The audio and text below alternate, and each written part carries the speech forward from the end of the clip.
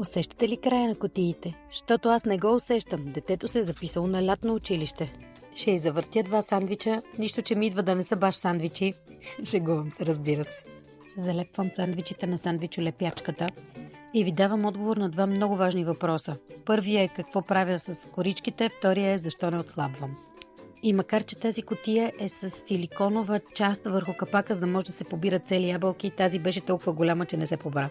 Нарязвам саламчета на формички, слагам и в кутията на каката и в кутията на малкото за изпът и правим 2 кашкавалени нинджи с "повтаряйте след мене" ядлив маркер, ядлив маркер, ядлив маркер. Малко разногледи, но все пак симпатични, ги прибираме в кутиите.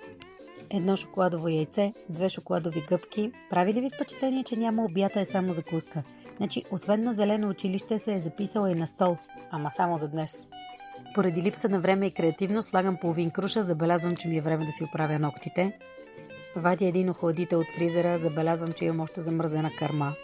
Само с около 2 години съм го забавила пролетното почистване.